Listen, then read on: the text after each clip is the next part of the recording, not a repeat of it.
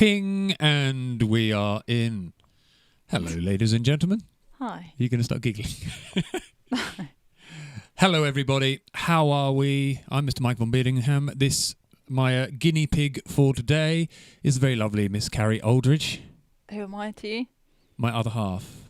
A guinea pig? Significant guinea pig of other halfness. A pink-haired guinea pig. A pink-haired guinea pig.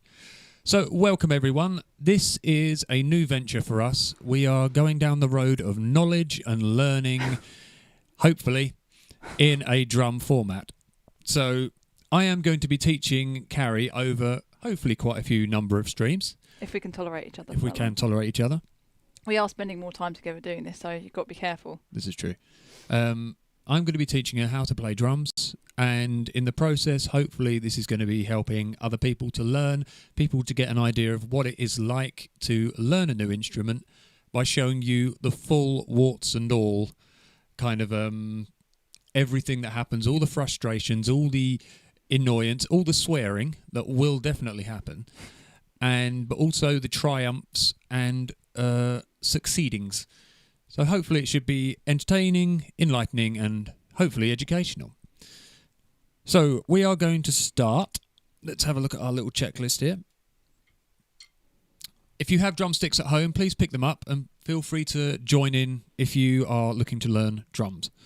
It's a rather splendid instrument and ruddy good fun. Right, so we are going to start with what is on the drum kit. Now, this is an electric kit, and it's a bit of a bastardised hybrid of a kit. It's a Frankenstein kit. It is a bit of a Frankenstein kit. I've had to use it from two separate kits, but we'll get everything we need and give you a good idea of what we're going to be doing here. So the first thing we have, on our right foot, we have a kick drum. Carrie, would you please show us the kick drum? So our bass drum, for those of you who are right-handed, right-footed, we will operate with our right leg, right foot. Next we have the snare drum, which is the big round drum bang in the middle. Often found, for example, like marching bands, if you hear the high-pitched, real cracking, sort of drum rolling type sound. Mark says good luck, by the way. I'm going to need it, thank you. Yeah.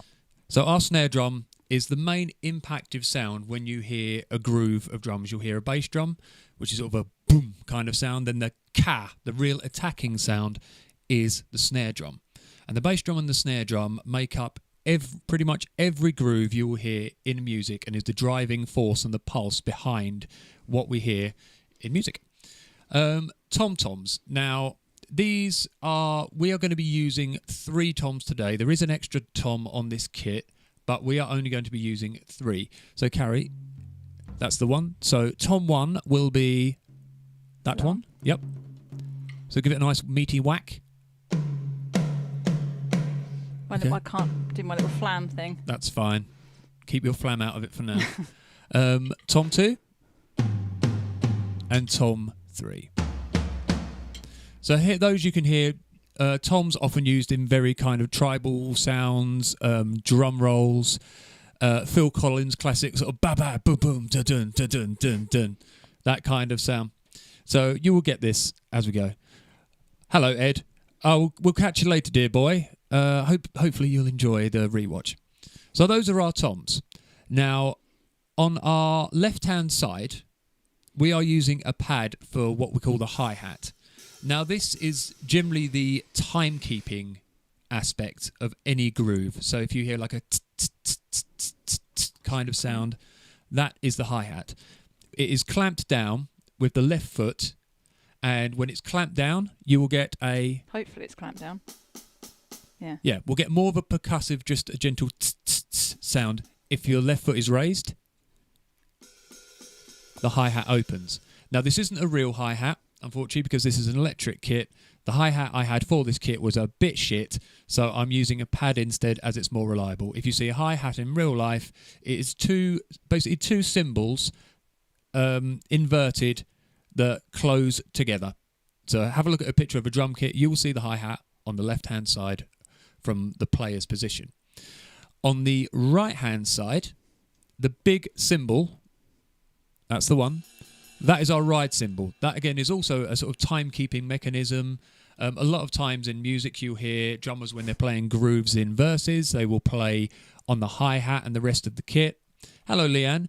And then Hello. maybe in choruses they might switch over to the ride just to break it up, to give it a different sound. You'll hear a lot of sort of ride cymbal work in jazz, you know, the real kind of sound.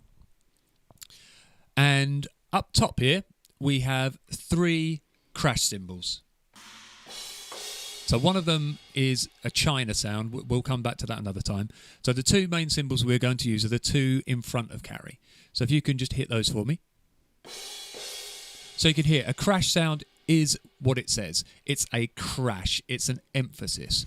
Generally, we will use these with a bass drum to add some extra wax. If you'd play a bass drum and a crash for me at the same time. And you often find these at the end of a musical phrase, maybe when there's a change at the end of a drum fill. We will bring all of this into play later on. So that is the drum kit. Now, the next thing we need to know is how we play.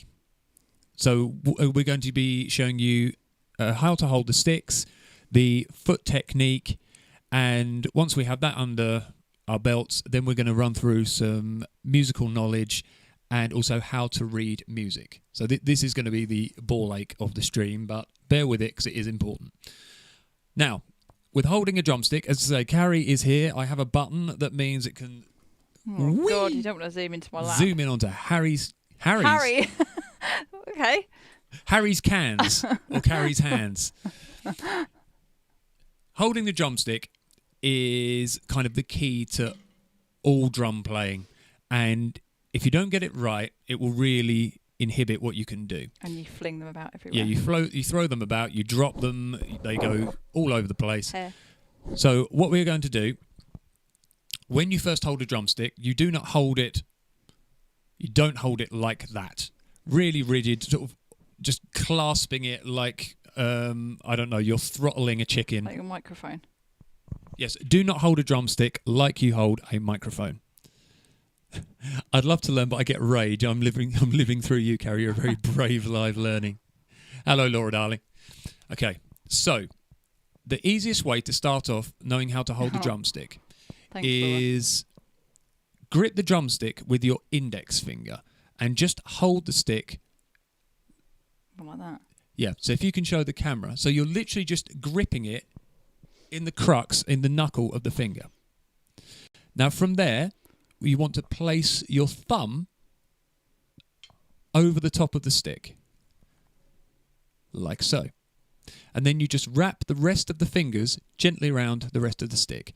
Now we're aiming to have approximately about 1 inch of stick poking out from the bottom of our hand. Which I already have.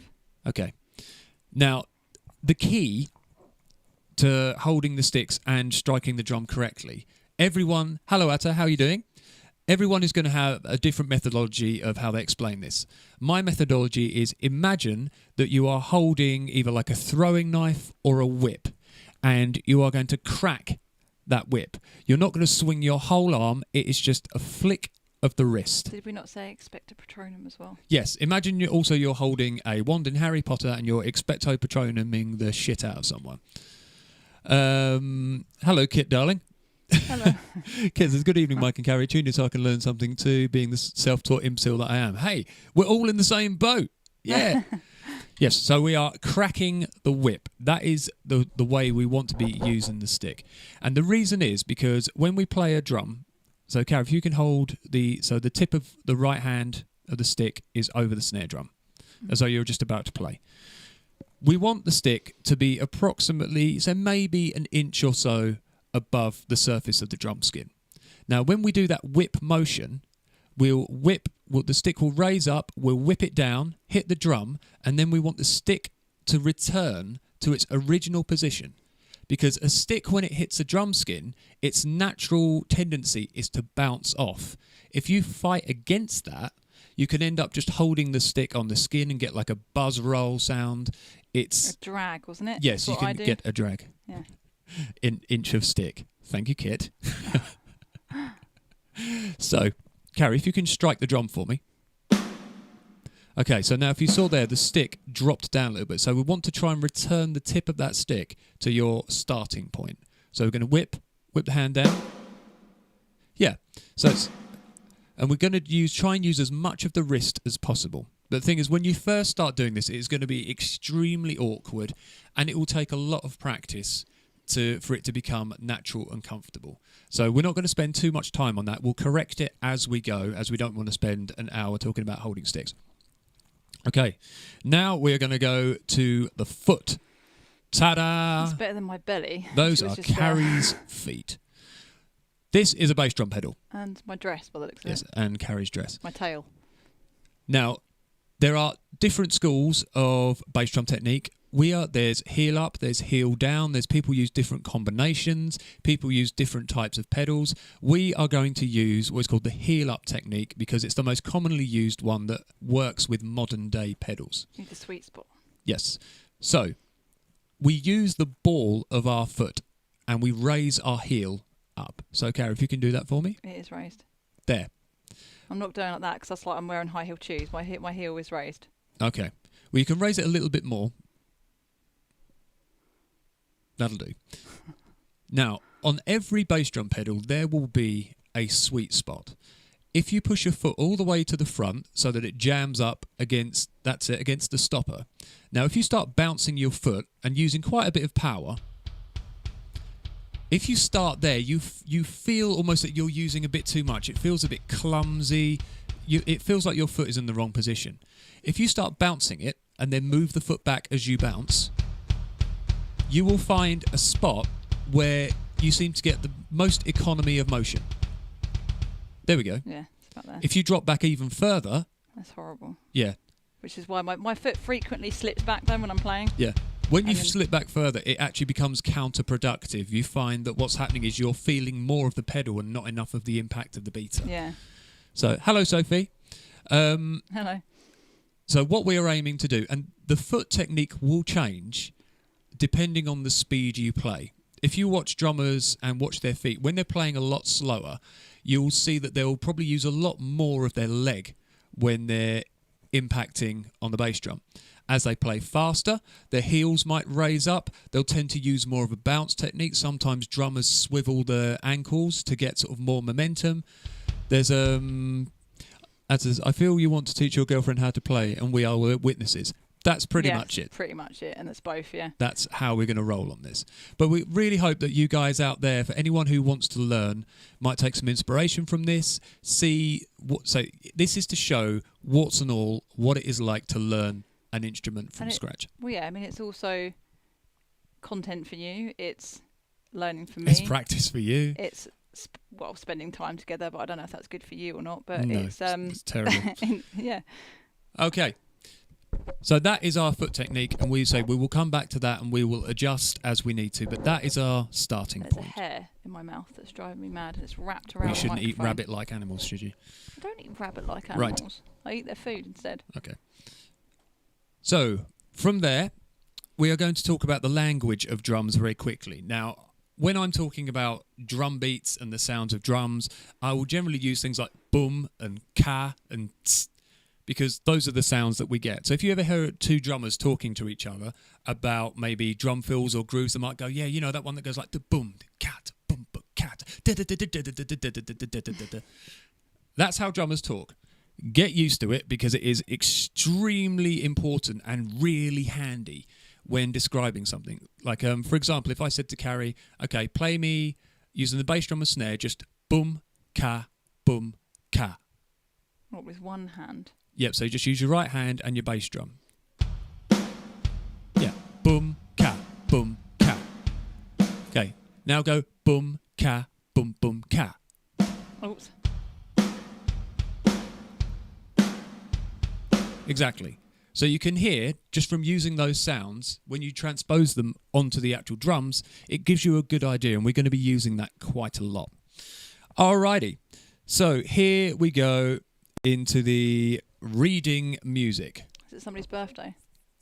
I wonder, could it be someone's birthday? She's being incredibly subtle about it. Subtle as a brick. Yeah. Right, so we're going to go into reading music. Now, bear with me. This will take a bit of time, and it's one of those things that sometimes I will explain it well, other times I won't. I'm going to do my best, but this is a crash course in learning music. So let us get to our drum notes. Here we go. Whee! Claire's loving it, she said. She's loving this. Right. This sheet that you can't see very well at the moment is the sheet that we are going to use that will tell you all about the construction of drum sheet music. So let us go into our first part of the page. Here we have an example. We have a legend at the top that is going to show us what drums we're going to be hitting, where you will see them on a musical stave, which is those horizontal lines going across, those 5 lines. And also we will see the notation values of them, the tempo of the track, the time signatures. All of this I will run through now. So get your notepads out, everybody. Any form of orchestration for music is the equivalent of reading a book.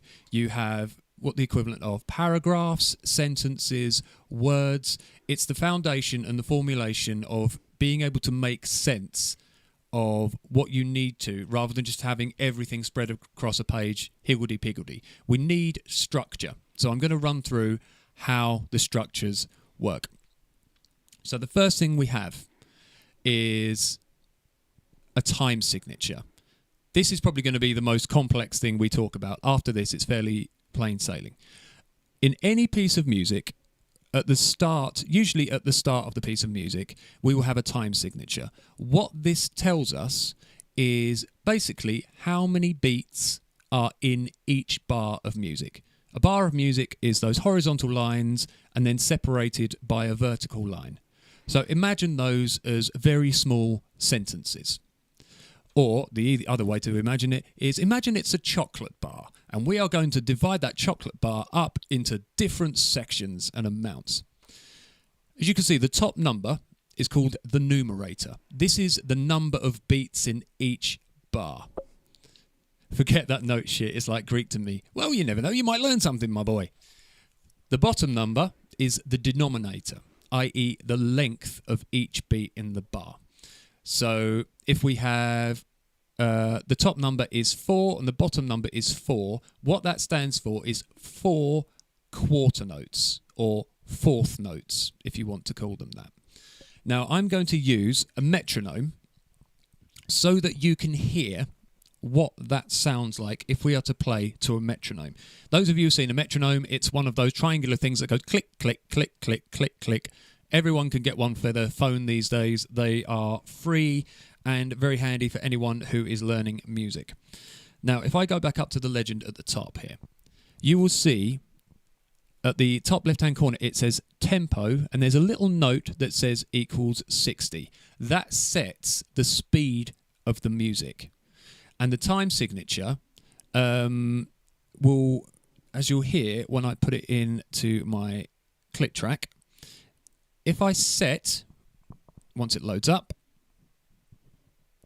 I will get my metronome. I'm going to set the metronome to 60 BPM, so 60 beats per minute.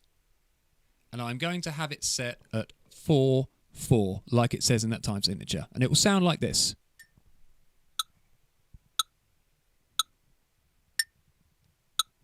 It's a bit slow. Like me. Yeah, let's speed it up a bit. That's too slow for my liking. Right, we'll take it to 80. So you can hear the higher click is at the start. So 1, 2, 3, 4. 1, 2, 3, 4. So that is taking our bar of music, splitting it into 4 equal pieces. Like your chocolate. Yeah, and they are those, the beat there, so you have 4 beats in the bar, and the 4 below means 4 quarter notes. What you are hearing there are quarter note lengths. So we count them as 1, 2, 3, 4. If that number, the bottom number, was 8, we would count in what's known as eighth notes. and we count those as 1 and 2 and 3 and 4 and. We still are playing the same speed of the music, but the way we count it changes. So, for example, this is our 4/4 in quarter notes. If I change it to eighth notes, 1 and 2 and 3 and 4 and, I can still count the 4/4. 1, 2, 3, 4. 1 and 2 and 3 and 4 and. So all we've done, we've just changed the way that we split that bar up. Our chocolate bar, instead of being in 4 pieces, is now in 8 pieces if we are counting in eighth notes. And you will discover that. We'll find that out later on when we look at different time signatures. So the number at the top will dictate how many beats in that bar and generally the song. The bottom number will be the length of those notes that we count. Carrie, does that make sense? I think so. So if we were counting, for example, 4/4, we have 1, depending on the tempo that is set by our note there. We're counting 1, 2, 3, 4. If I was to play a time signature of 3 at the top, 4 below, it would sound like 1, 2, 3. 1, 2, 3. Every bar would just have those 3 hits unless it says otherwise. Now, if I was to have a bar of, say, 8, 8, it would sound like this. 1 and 2 and 3 and 4 and 1 and 2 and 3 and 4 and. 6, 8 would sound like this. 1, 2, 3, 4, 5, 6. 1 and 2 and 3 and 1 and 2 and 3 and. So the number at the top tells you how many beats in the bar. The number below basically tells you the speed, the length of those notes. So that's what we're going to start with for now. I know it's a bit, if anyone's got any questions, anything they don't understand, please let me know and I'll try and explain it better, because part of this is for Carrie to learn, part of this is for other people to learn, and also it helps me find better ways of explaining this kind of thing.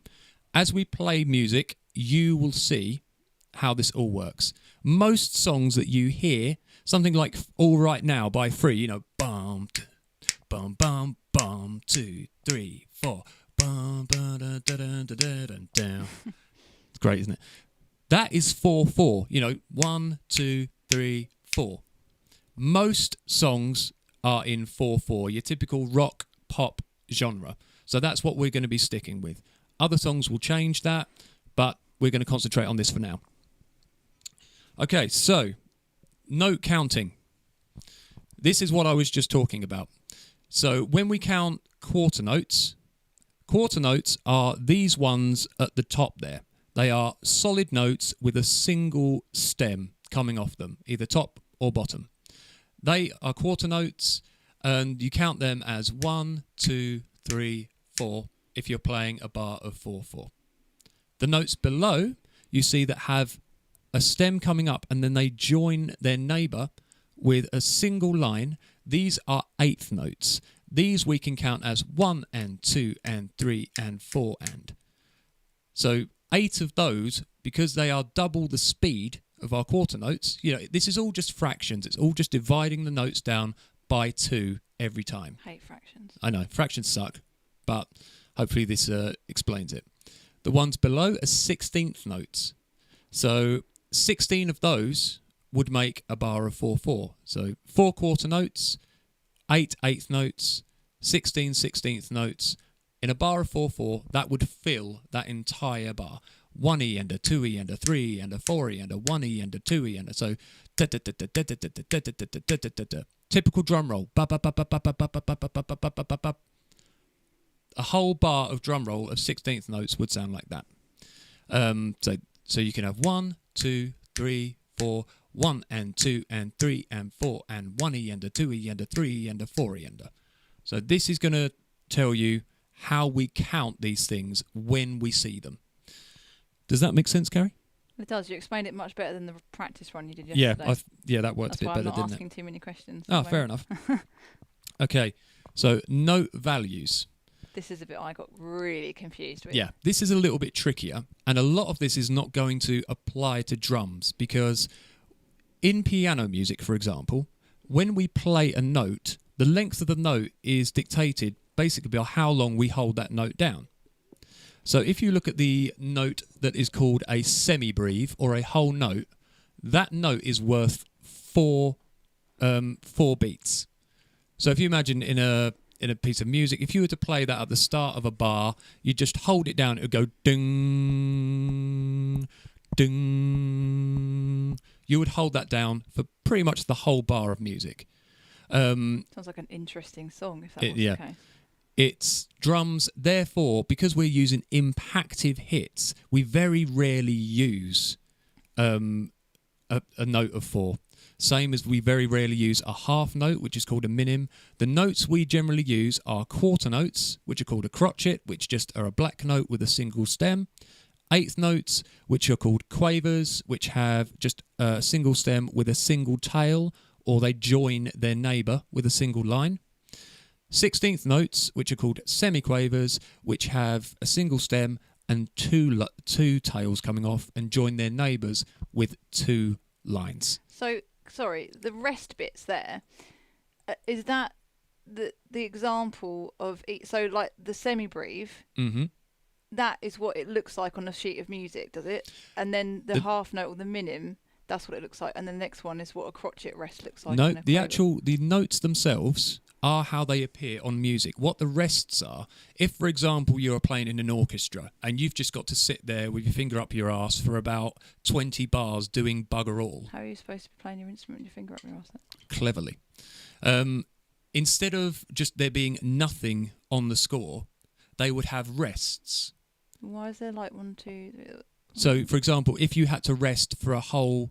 It's also to show if you're playing a piece of music where you need to have rests in between certain notes, so that you're not just playing the note and filling the gap. You have little rests to break up depending where I get that. It's like punctuation. Pretty much, yes. But they're different symbols. Yes, they are. To illustrate what? Why are they different? So that you know how long that rest lasts for. Yeah, so isn't the one next to it what it's the equivalent of? Yes. So yeah, that's what I asked at the beginning. So you've got the note and then it's equivalent rest. Yes, that's exactly what I asked. So the note, the semi-breve note is the big fat chunky one with a hole in the middle. Its rest is that little black rectangle sitting underneath the second line. So if you saw that in a bar of music, you know, I don't do anything for the next 4 beats. Yeah, so it would be hold 4 notes, rest 4 beats, sorry. Yeah, if you had one next to the other, you would have, play this for 4, and then rest, don't play it for 4. Right, okay. Now it's making sense looking at that for when I play bass as well. So if you see on the music, if a drummer has just had to play a bar and then he has to pause, say, for 2 beats, you would have a rest of 2. Yeah. So that you know that you're not doing anything in that period of time. Cool. Okay. Sorry, we can move on now. That's all right. Okay. All of the equivalents to the right are just different ways that you can break down the value of that note. So, for example, a semibreve is worth 4. You could break that down into 2 half notes, 4 quarter notes. It's just splitting that chocolate bar into different fractions. That's all that is. But not that you would split your chocolate bar into different I would never split my chocolate bar between anybody. Right. So that is our note values. We're not going to go on to dotted notes, but because we don't need to at the moment, but we're going to quickly flip down to time signatures so that you can see what different time signatures look like and how you count them. Top left, we have a bar of 2/4. You would count that as 1, obviously you set your tempo for your song.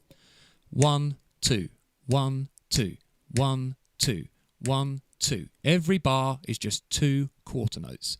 The one to the right of it, 6, 8. We're counting in eighth notes, 1 and 2 and 3 and there's 6 of them. So we get 1 and 2 and 3 and 1 and 2 and 3 and 1, 2, 3, 4, 5, 6. 1, 2, 3, 4, 5, 6. 3, 4, 1, 2, 3. 1, 2, 3. 9, 8. 1 and 2 and 3 and 4 and 5. 1 and 2 and 3 and 4 and 5. Chocolate is the best way to teach anybody anything, Leanne. Absolutely agree. 4, 4. 1, 2, 3, 4. 1, 2, 3, 12, 8, 1 and 2 and 3 and 4 and 5 and 6 and 1, 2, 3, 4, 5, 6, 7, 8, 9, 10, 11, 12. I'm keeping the same tempo. You know, my groove is the same, but I'm changing the count and I'm changing the number of beats in the bar. That is our crash course in music. Now, we're going to go back to the main legend here so that you can see how these things come into play. Our notes, it's exactly the same as playing a piano. We have our different notes on the piano, our different notes on the stave. So you can see our bass drum sits on the first gap between the first and second line from the bottom. Whenever we see that note value in that area, that means a bass drum will be played. Can I just You can. interject again? My poor knowledge of music, because I haven't played the piano or anything since I was very little. But why is the tails sometimes down and the tail sometimes up? It usually depends. The higher notes? No, it usually depends where in piano music. Yeah. It will normally depend if, for example, the notes are lower down, the tails usually go up if it's on the right hand score. Okay. As the notes go up and get to about the sort of the middle line, then the tails go down. Then the tails switch. Right. I think it's just a way of writing it so that it doesn't clutter.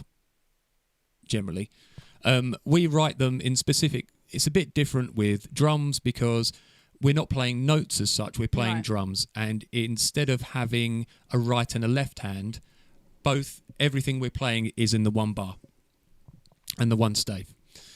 So our bass drum is our lowest note, so in the first gap. Our snare drum is on the third gap up. The first tom. Now, toms will vary depending on what music you're reading, as sometimes will the bass drum. But for what we're doing today, we are going to be following this example. So our snare is on the third gap up. Our tom is on the fourth gap. Our second tom drops down onto the line so that you can see the difference between tom 1 and tom 2.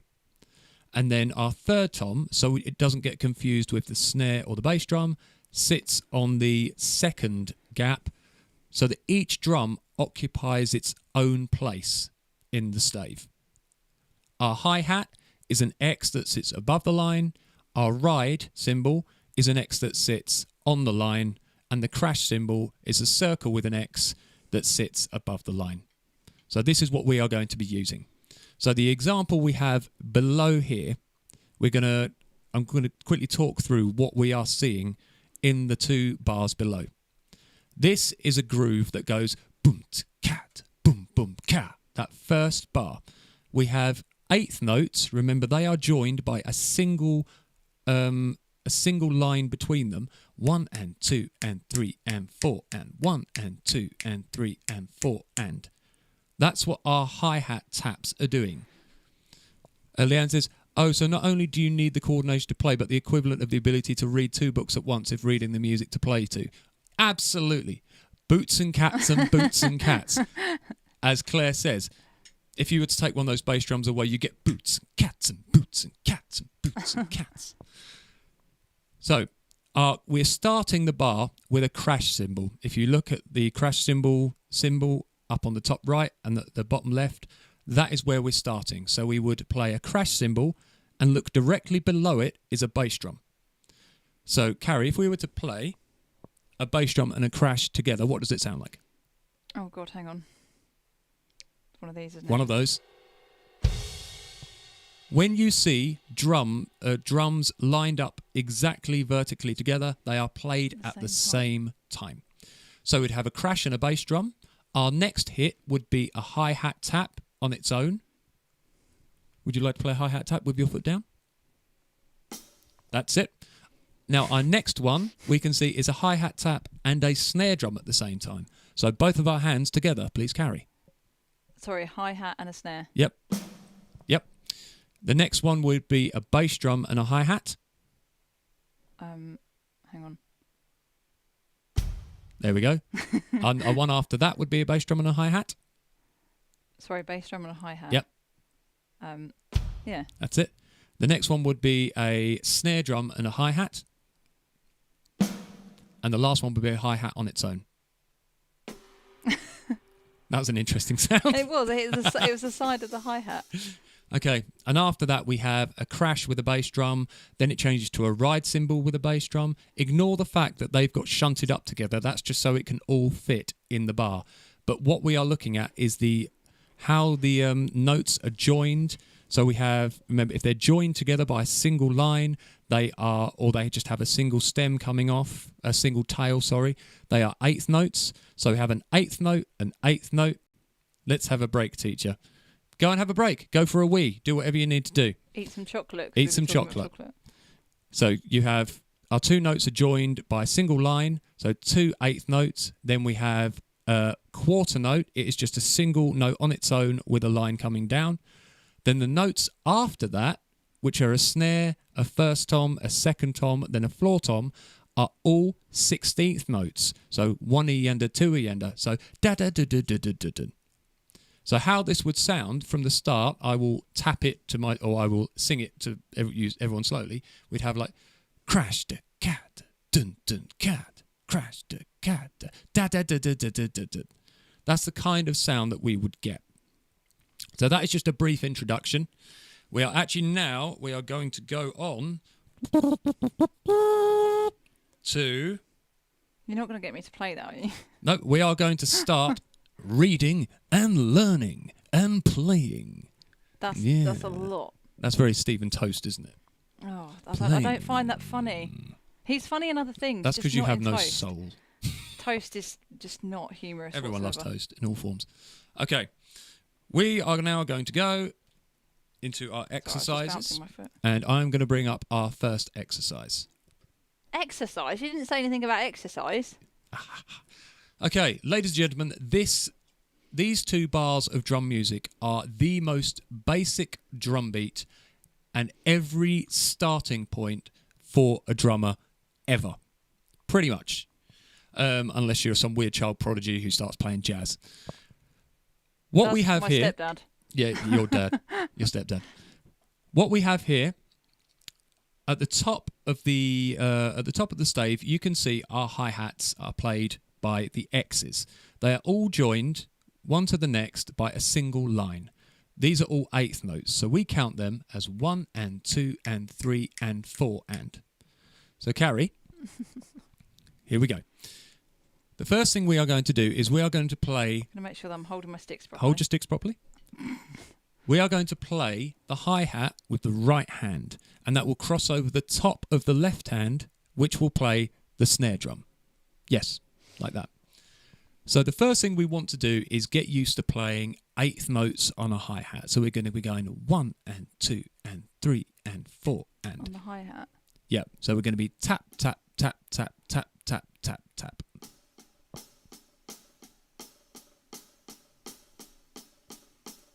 Good. So we have 8 of those in each bar. So we're going to be going 1 and 2 and 3 and 4 and 1, 2, 3, 4, 5, 6, 7, 8. I already quit. Go, Carrie. Right, just for disclosure, Carrie did have some lessons with me years ago, and she's had like a couple of years break, and she's just getting... So she has briefly played before. And then I became a university student. And then she forgot everything we ever learnt. So this is all pretty much from scratch. So just for full disclosure. On the 1 and the 3 of our taps, so 1 and 2 and 3 and 4 and 1 and bass? 2 and... Yes. So you can see the bass drum, our one that's sitting on the lowest gap. We are going to play our bass drum when we tap the 1 and the 3. Always enjoy a bit of toast, unless that Ray fucking purchase. Ray. Okay, so Carrie, play it nice and slowly. Remember, ladies and gentlemen, if you are struggling to play anything, slow it down. That is the key to allowing your brain to process what you are doing. So just hi-hat and bass? Start off with the hi-hat, nice 1 and 2 and 3 and 4 and... I thought we were supposed to be doing the bass. We will do. We're going to do the hi-hat first. 3 and 4 and 1 and 2. Now when I say 1, bring the bass drum in as well. 1 and 2 and 3 and 4 and 1 and 2 and 3 and 4. Let's give it a bit more power, a bit more foot. And 4 and 1 and 2 and 3 and 4 and good. So what we've done there, we have done the bass drum and the hi-hat in all the appropriate places as written by that score. Now we're going to try and bring the snare drum in on the 2 and the 4, and that is going to give us the drive and feel of the groove. Typical straightforward rock groove. So we're going to be going boom to cat, boom to cat, boom to cat. So start off with the hi-hat, get the feel of the hi-hat again. That's it. Good. And bring the bass drum in on the 1 and the 3. So 1 and 2 and 3 and 4 and 1 and 2 and 3. And on the 2, hands together. That's it. Good. So 1 and 2 and 3 and 4 and 1 and 2 and keep playing. So if we're looking at the music, hopefully what Carrie is playing should now coincide with what you are reading. So if we go from the start, keep going, Carrie. So 1 and 2 and 3 and 4 and bass, tap, snare, bass, tap, snare, tap. Okay, good. Right. So one of the hardest things that people will struggle with is playing the hands together. And also your brain and body will do some very, very odd things when you first start to play drums. Just go with it. Trust me, every weird thing, every involuntary stick coming up, or I always look like I'm falling off the chair sometimes when I lean. I sometimes do that. You do. But all of this is perfectly normal. You're doing a lot of things that your brain has never done before. What, like learning? Exactly. Just like learning. Right. So, from there, we will move on. And also, by the way, to get this into your brains, think of stamp, tap. So stamp, tap, together, tap. So when you stamp, you play the hi-hat and the bass drum together. So stamp, tap on its own, hands together, tap. Boom, to, cat, boom, to, cat. I find that was a really good way of just by saying stamp, tap, together, tap. Gives you just sort of instructions for your limbs. Sitting here, try to do the motions, and my brain is doing what it wants with my arm and foot. Okay, Claire, if you're doing it at home, for anyone doing this at home, sit, knees apart, like so. Okay, so we're going to be sitting like this. Actually, hang on, I have a button for this. Wait for it, wait for it. Yeah. Hey, hello everyone, how you doing? Okay, if you're trying this at home, should have brought the little drum pad out, or has Gus got it? That's fine.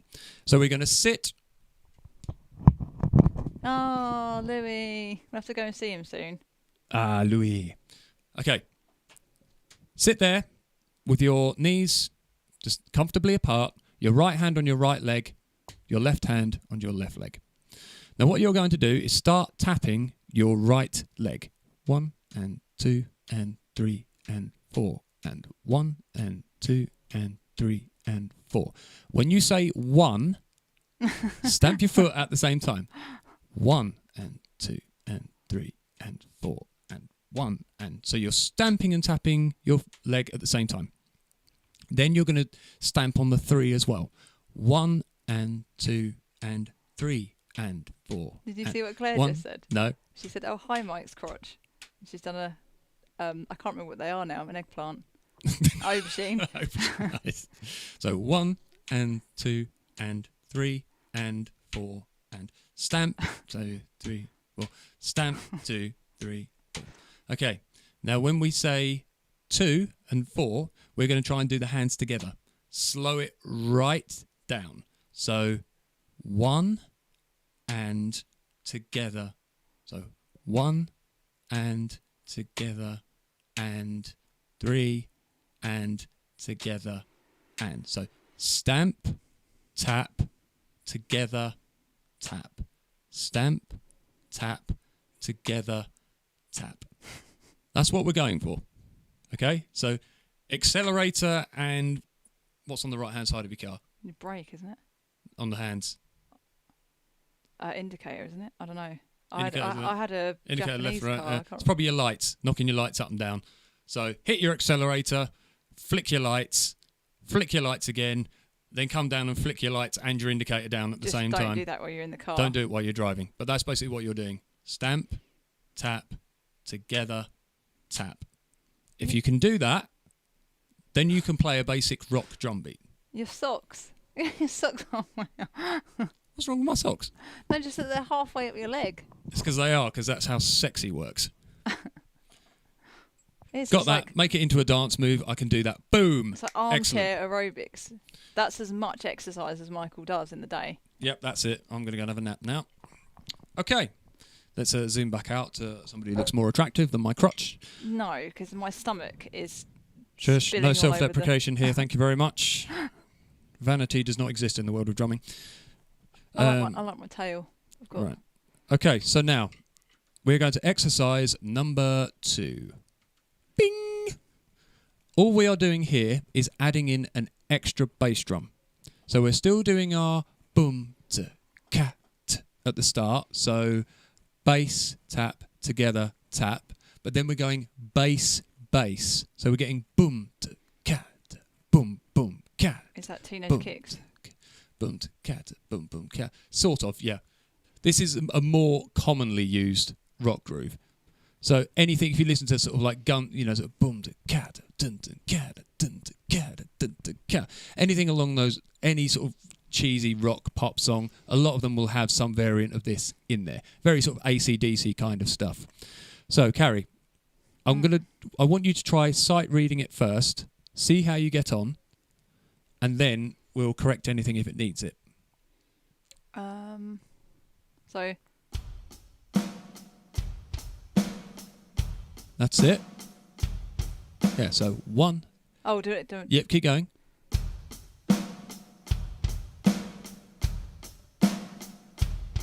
Right. Where is your foot on the pedal? Is it quite far up? Yeah, no, it's not. It's not touching. But Okay, it's I'd probably drop it back a little bit, maybe. Just a touch. about there. Okay. Now I want you to try and give it a bit more power, a bit more welly on both hands and feet. This is when I almost fall off the chair. When Yes, I do it is. Yeah. Oh, my hi-hat's open. That's fine. Close your hat.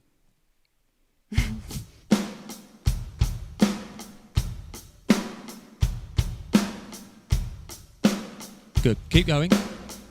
So I want you to look at the drum music. So 1 and 2 and 3 and 4 and 1 and 2 and 3 and 4. Bass, tap, snare, tap, bass, bass, snare, tap, bass, tap, snare, tap, bass, bass, snare, tap. Oops. It's all right. That's fine. An extra bass drum in there. TL says playing drums primarily uses the left frontal lobe, communication side. Other instruments use the right frontal lobe. I know this from my doctor, as one time I was a pretty good drum player, then all of a sudden I couldn't keep time. That's really interesting. I was told that from EMDR as well, that drumming's really good for bilateral stimulation. Ah, interesting. And we've all learned something today. And I think Laura told me that as well, actually. Atta says I ate a lot of bars of chocolate. Excellent. Good work. Well done. If I can achieve anything from this stream, it's to make you all that little bit fatter. Right, so that was exercise 2. We are now going to go to exercise 3. All we're doing here is adding another bass drum at the start. So, Carrie, I'm going to ask you to try and play it first, and then we'll see how we get on. Hang on. It's all right, don't worry. Is that right? Try again. Is that right? That's right. So have 2 bass drums at the start. So boom, boom, cat. Boom, boom, Oh shit! cat. Hang on. Sorry. Boom, boom, cat. Boom, boom, cat. Sounds like we were Rocky. Yeah, it's that kind of... Obviously, they use different drums, but it's that feel. So, you know, just boom, boom, cat. Oh. YouTube won't accept my comments, by the way. That's really, really weird, TL. So, Attas are working. How peculiar. I do not know. Okay, so yeah, so we have bass, bass, snare, tap, bass, bass, snare, tap. Mm-hmm. Okay, we are going on to our next one. Ooh. Now I think this is used a lot in Sweet Child of Mine. Kind of boom to cat, boom to cat, boom to cat, boom to cat. Oh, what? Hang on. Go on, Carrie. Hang on. No.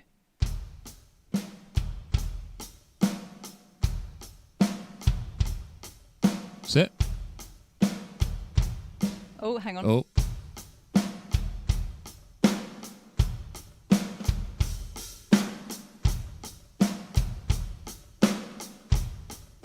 That's it. Now start giving it more power. Oh, hang on. This is when I almost keep falling off the chair almost. Are you supposed to sit, because this swivels, right? Are you supposed to sit forward in the chair or back? Because when I sit back, it feels like I'm going to fall over. You want to be... Basically what will chair. happen is your centre of gravity will become your arse and your spine. Because what happens is your legs are going to be... You'll find you will rest and your legs will become a lot more freer to move around because they are going to be doing multitudes of different things. And you will want to have a better centre of gravity so that you might... Does it strengthen your core doing this then? No, I've seen some really fat drummers, so I don't think that works. But they're not strengthening their core though, they're adding beer to it probably. They are. But by doing that, what will happen is you'll get a much better... If you can sit there, can you lift both legs off? Oh my God, I don't have the stomach muscles for that. No, God, try just lifting both. It's because I saw a personal trainer on Saturday and it really hurts. Yeah, see, now when you're drumming, you will just be able to lift those feet off. Oh, no, I can't do that. Yeah, without moving forward or back. Yeah. That will come, don't worry. Right. That does strengthen your core then. Okay, so let's play this one again. What was it? Oh, you want me to put welly into it? Yeah, give it welly. More power! Oh, my thing keeps opening. Close your hats, love.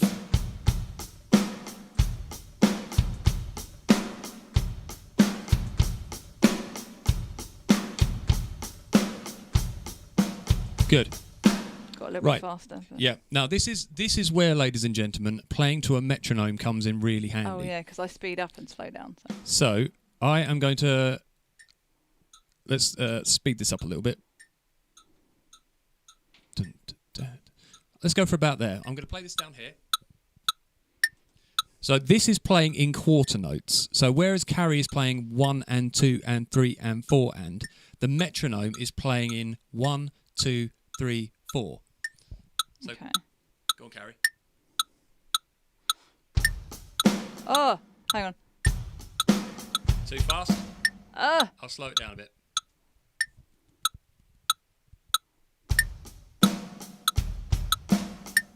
No. What is it? So it's 3, 4. Boom to cat, boom, boom to cat, boom to cat, boom, boom to cat, boom to cat, boom, boom. That's it. Keep going.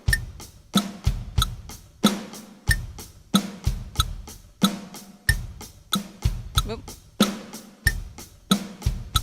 Good.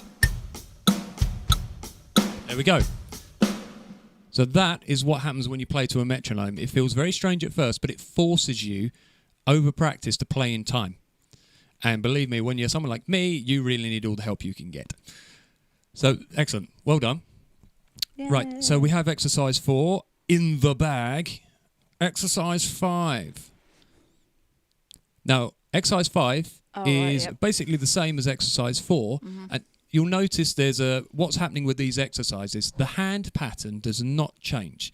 We are just adding in extra bass drum hits. So here we're going to have 2 bass drums at the start before the snare. So the bass drums are on the 1 and the and. Our snare is on the 2, and our bass drums are also on the and the 3. So Carrie, have a go, and then we shall correct if we need to.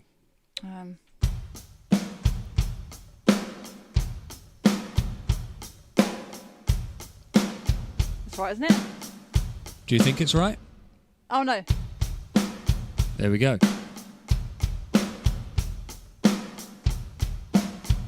Oh, not in time. Hang on.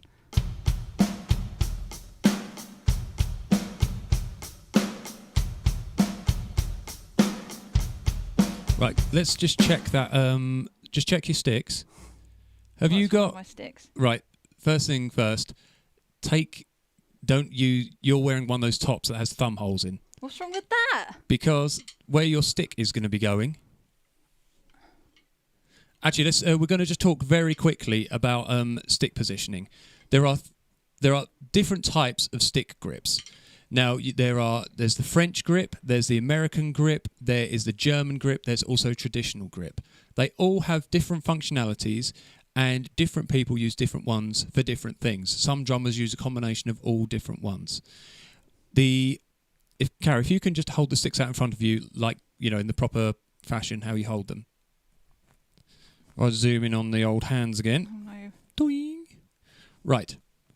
If you were to play with the thumbs directly facing at you, that is called the French grip. You'll find a lot of timpani players will use that kind of grip. Yeah, it feels a bit peculiar, but when you're playing like a timpani that's low down, it does give you a lot of control. Now, if you wrap your lower fingers around the stick, that's it. Now, if you were to then rotate your wrists inwards and have your stick tips touching at a 90-degree angle, yeah. Now aim that at the centre of the snare drum. That is more of a German grip. Yeah, but see, your left hand, you're holding it a bit peculiarly. Well, yeah, because my left hand ain't trained yet. Okay. I'm massively hypermobile as well. Now, if we go somewhere in between, so what we want, the crevice that is made, and I did say crevice, the crevice between the thumb and the index finger, if you have that aiming towards you in both hands, so the sticks are kind of sort of offset, so it's not a 90-degree angle, it's closer in than that. What are you on about? Yeah, so more like that as you were. So as long as that crevice in that on the right-hand side of your right thumb and your index finger is looking at you. Yeah, my crevices are looking at me. Good. That is generally the sort of the position you want. And when you whip that stick, the stick will basically flow easier from there. So, okay, try just going right with your stick. Try and give it a little bit more of a whip motion if you can. Okay, now try with the left hand. It's going to be completely cat-handed. That's fine. Me and Laura were talking about this the other day. That's not bad, actually. You can see the whipping motion there. It's got a good whip. It's not dragging on the drum. It's not too what's the word? It's not too rigid. It's relaxed. We want to be using the wrist as much as possible. It bounces everywhere, though. Yeah, because the whip of the stick allows you to do is to get volume and power with very little movement. Otherwise, if you end up having to raise your stick all the way up in the air and bring it crashing down to get volume, it's a waste of energy and control. If you can whip the stick in a short space of time, you can get maximum power, but economy of motion. So that's just a little tip there. Right, let's go back to exercise 5. Assume the position. It's the same one, wasn't it? Yep, same one. That's it. Right hand crossing over.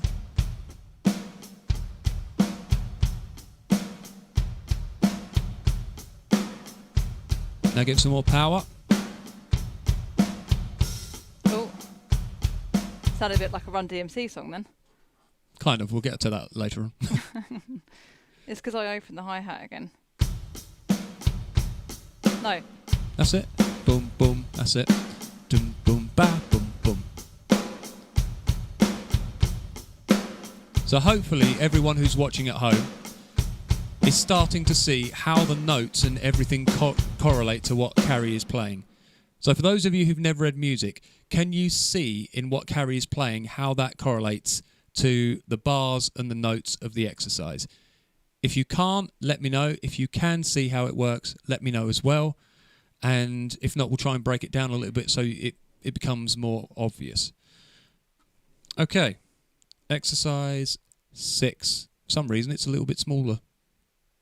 Oh well, story of all our lives. Let's make that a bit bigger. That needs to be bigger. Hang on. We are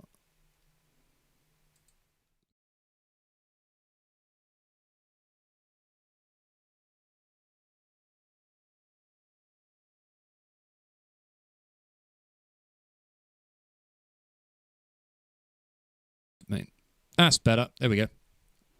Okay. So exercise Oh, what? 6. Oh, yeah. Hang on. Things are getting spicy. So, hang on.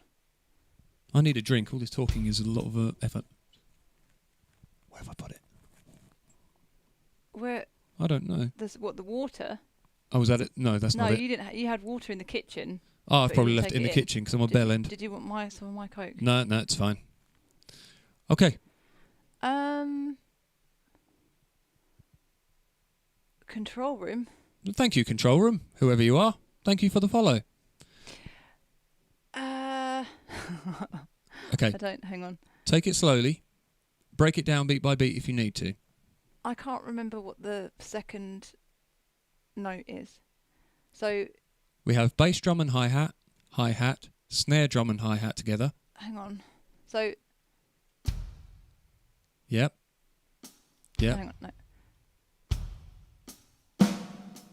No, there's 3. That's confusing So me. we're going boom, ka, boom, boom, boom, ka. Oh, right, okay. I was kind of cheating because I'm probably not going to look at that and then listen to what you said. No, that's fine. Thank you, TL. So it's... That's it. Boom, ka, boom, boom, boom, ka. 1 and 2 and 3 and 4 and 1 and 2 and 3 and 4 and... Good. Start giving it more power as you get more confident. See, I don't know why. My foot always comes off that thing. That's, again, one of those other things. It's getting used to applying pressure with the left foot to hold your hi-hat down. Can I just move it back a bit? Not really. And again? Yeah, hang on.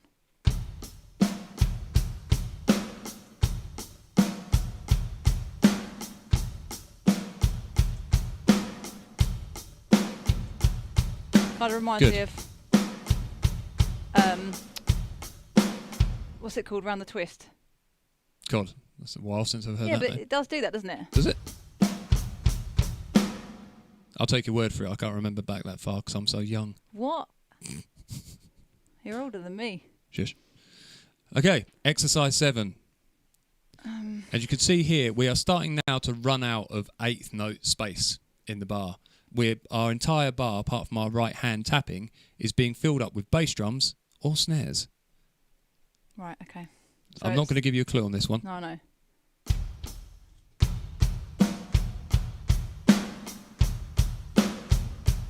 Is that it? What do you think? That is right. Yep.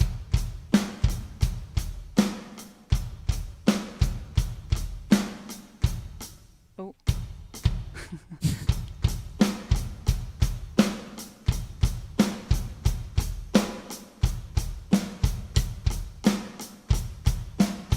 Good.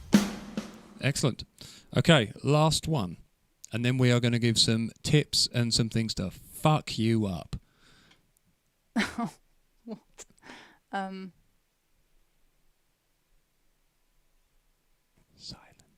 I'm trying to work it out. What? Oh, no. Yeah. No! Hang on. Is that right? This is Boots and Cats. Boots and Cats and Boots and Cats and Boots and Cats. Is that it? And then you have to keep the bass drum going. Boom, Oh. boom, ka, boom, boom, boom, ka, boom, boom, boom, ka, boom, boom, boom, ka, boom. Hang on.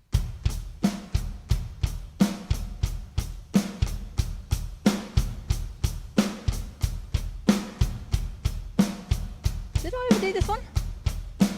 Very, very long time ago.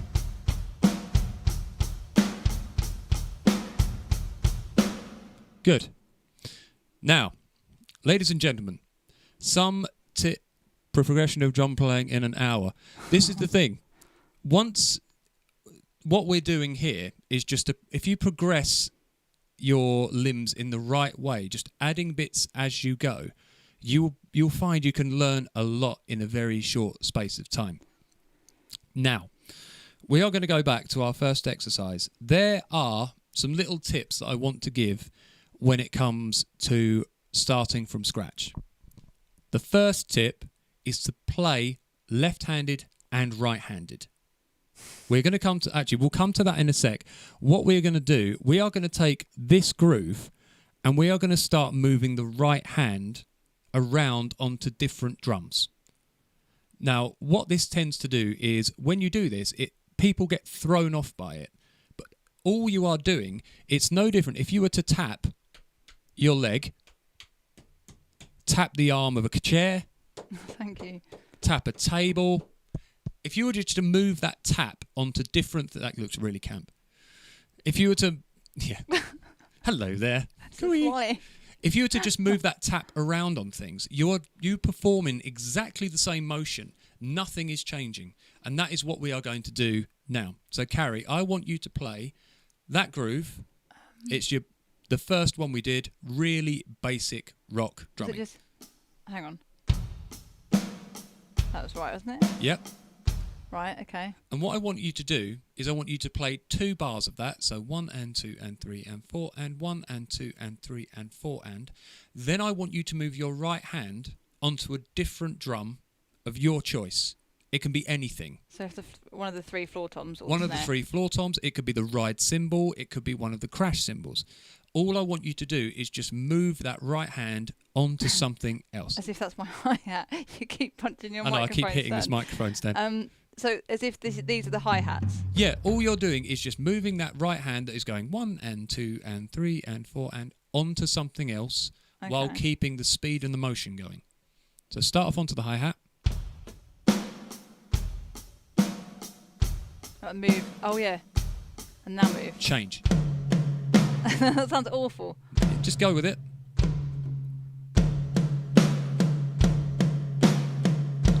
Get ready to change. So 1 and 2 and 3 and 4 and 1 and 2 and 3 and 4 and change. And 2 and 3 and 4 and 1 and 2 and 3 and 4 and change. I didn't go to my hi-hat though. Try one of the cymbals. That's it. And a change.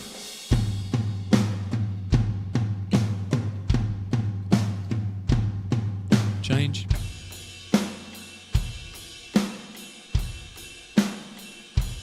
Good. So one of the good things to practice is when you're trying to get used to just that movement around a kit, is do that with the right hand. Get it to play different drums so that when you do have to move around the kit, you've got some familiarity to it and it's not going to take you by surprise. Okay, so the other thing we're going to do is playing left-handed and right-handed. So Carrie was playing right-handed there with the right hand on the hi-hat, the left hand on the snare. Now what we are going to do is Carrie's going to play the hi-hat with the left hand. And God, right, okay. And the reason I say when you do this from day one of learning is because if you watch when Carrie Carrie, flip back to right-handed. Play that groove for me. If you look at the right hand is playing almost 4 times the amount that the left hand is. The problem with this is the right hand technique will develop really well and really quickly. Yep. Yeah. The left hand will become cack, useless, rubbish, and you will have to make a conscious effort. Did I speak too soon? Switching hands. Yeah. Playing left-handed will force you to get used to basically giving both hands an equal workout. And otherwise, what happened? I was playing drums for 3 years, and then I had to go back and work on the left hand because the right hand was just far superior, and everything sounded lopsided. Well, you were single for 6 years, so you did have a lot of practice. I should have just used the left hand instead. Yeah, like a different lover. But yes, so playing left-handed will help improve the technique of the left, and we're also going to play left-footed as well in a minute. What? Yep, exactly. So left hand on the hi-hat. Right hand on the snare drum. Oh, God. I don't think I've done this. Start off with the left hand by going 1 and 2 and 3 and 4 and 1 and 2 and So we're going to start from scratch again. Bring the bass drum in on the 1 and the 3. 1 and 2 and 3 and 4 and 1. Okay. See if you can bring in the... Sorry, was that what you were going to ask me to do? Oh, I've just thought this isn't right. Sorry. It's all right. That's not... It's hard to put the weight on this side, but then distribute it for this side for the... It will take time to get used to, but you will get it. Oh, no, hang on.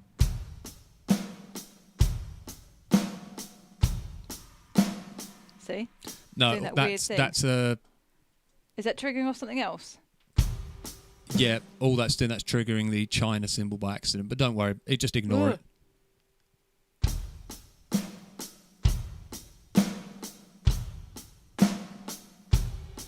Oh, yeah. Yeah, just ignore it. It's because the pad's being hit more on the side than... Good, excellent. Right. Now, ladies and gentlemen, there is a lot of people who would say that when you learn to play drums, you should only use a single pedal. If I flick to the foot pedal, yeah, you can see this is what is called a double pedal, used by a lot of heavy rock, heavy metal type people. It's there. Sorry, I was looking at the chain and I was expecting it to be that side, but it's not. So this means that basically you can use your right leg, your right foot and your left foot to play 2 separate bass drums. You're springing a lot of surprises on me, Michael. I am. So you can see, Carrie, try just going going right, left, right, left, right, left.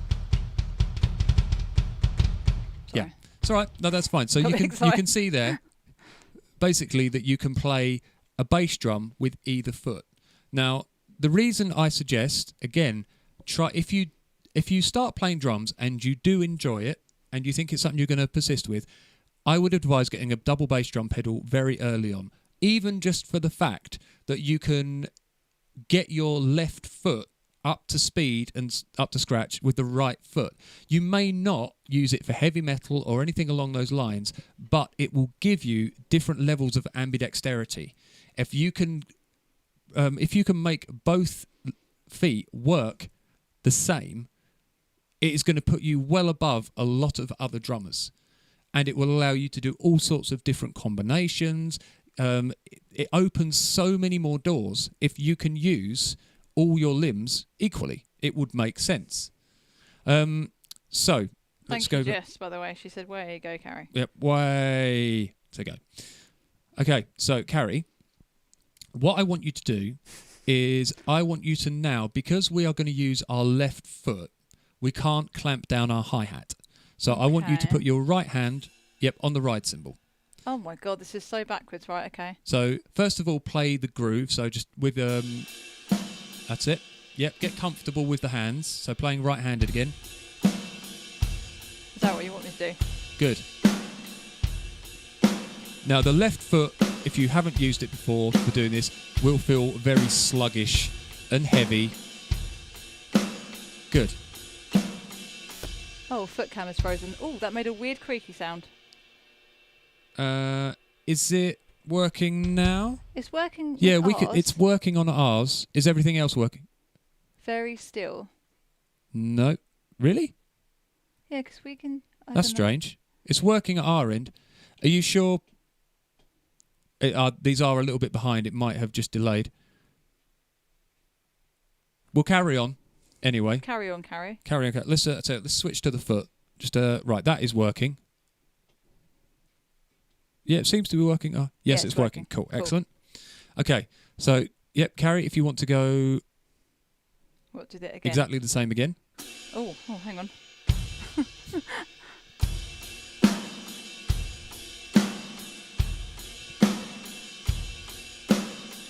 Good.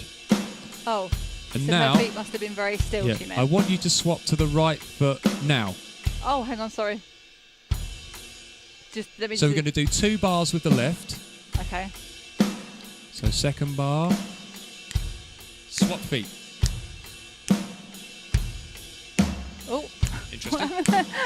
And swap feet. Good. Okay, now we're going to try a different combination. Oh, God. Now, this is one of the things. There are 4 ways round that you can play each of these grooves. So, way number 1 is our traditional way, which is right hand on the hi-hat. That's it. Clamp down the hi-hat and play right-footed. Mm-hmm. So I want you to play that way first.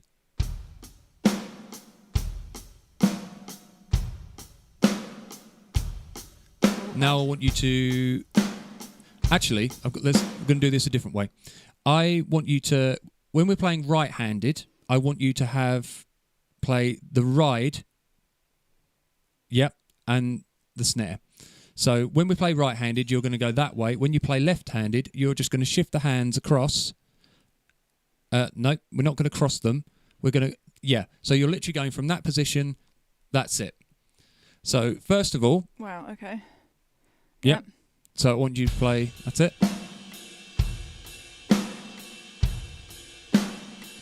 Now change hands. Oh, fuck. Yes, here we go. It's difficult. Hang of course on. It is.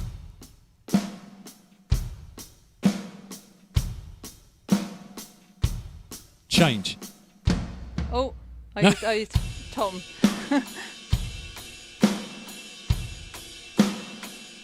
And change.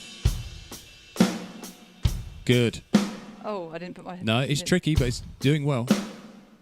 Hang on, I'm getting a double bounce. Sorry.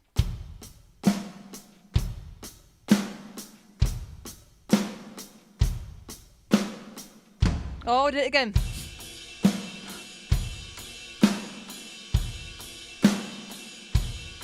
Okay. So now what we're going to do is we're going to play left-handed to start with. And we're going to use the left foot as well. So it will ring an open hi-hat. We can't help that.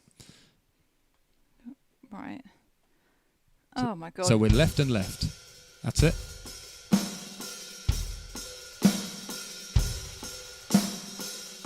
And change. What, to right foot? No. So we were going to stay on the left foot. So we're just we're playing left-footed now, and we're changing from left hand to right hand. Okay. Hang on.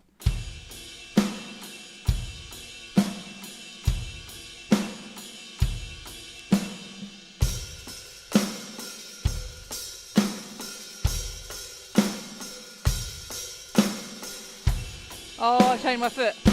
That's all right. I turned my right foot.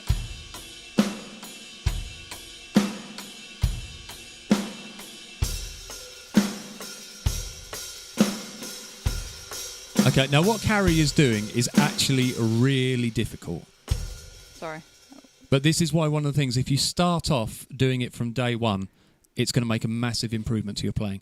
Now what we're going to do is we're going to start off in a hand position and a foot position, and I'm going to call them out to you. Oh, no. And we are going to try changing as we go on the fly. What? So I want you to start right-handed on the right cymbal, and we're going to start right-footed.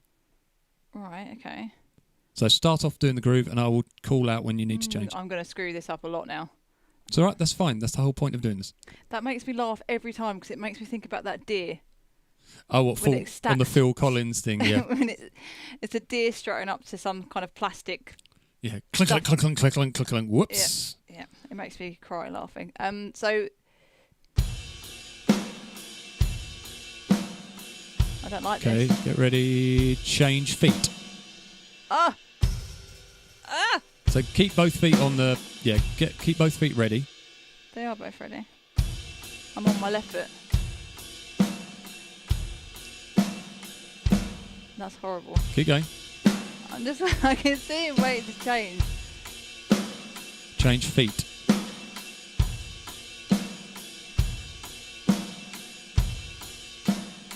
Change hands. To where? There's only one of two options, and you were doing one of them.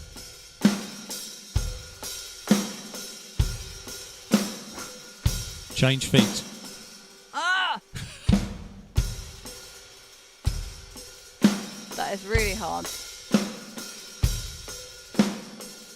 Change feet.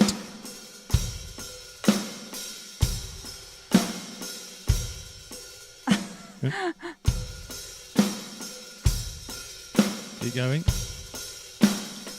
Change feet.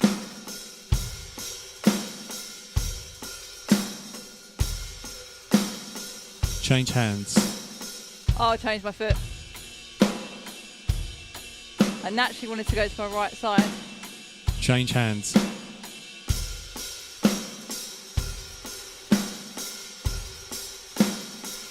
Change feet.